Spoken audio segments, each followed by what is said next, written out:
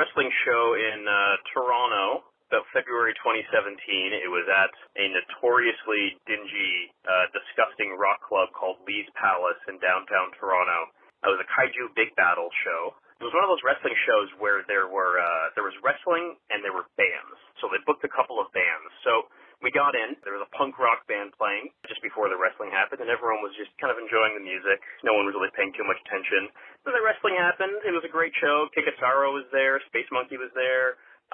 And then we hit intermission, and the next band took the stage.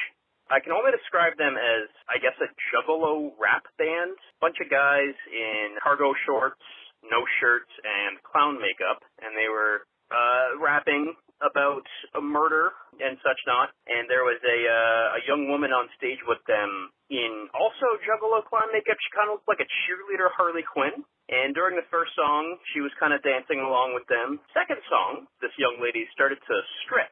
And I've never felt the air leave a room faster than when everyone in the crowd realized that this girl was stripping at a wrestling show.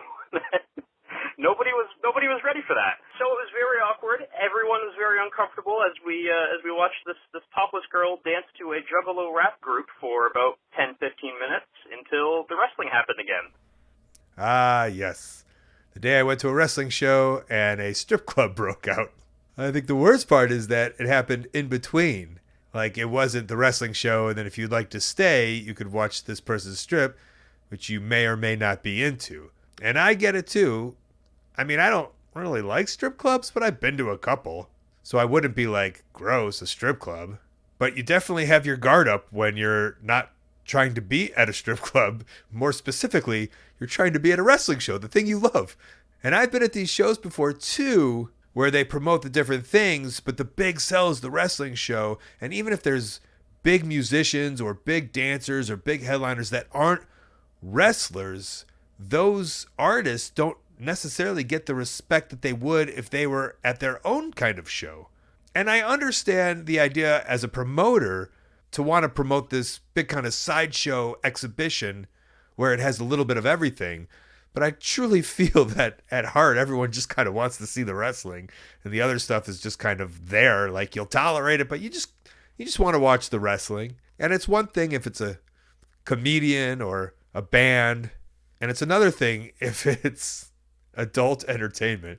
So I guess my other question was, what was the age restriction at this show? I'm hoping, I guess, what is it, 18 and over. I'm going to only assume if it was at like a rock club downtown, but you never know. There's always all ages at the wrestling shows. Sometimes the wrestlers bring their kids to the wrestling shows and their kids' friends to the wrestling shows. They don't know, but now they know. I'm sorry you had to experience this. Yes, I'm sorry you had to experience this, but what a fun story to tell. But you get the idea. Very fun. Some people, after that would have happened, would have went right to church and started praying a little more. But I got a feeling the guy who wrestles as Jesus, Hardcore Christ, maybe isn't worried about that. Shabbat Shalom. Hey, thanks for watching. That call was part of a whole podcast called Wrestling Anonymous. Listen to the whole thing weekly. Wherever you listen to your podcast, go subscribe. And while you're at it, subscribe right here on YouTube to Colt Cabana's channel. Thank you.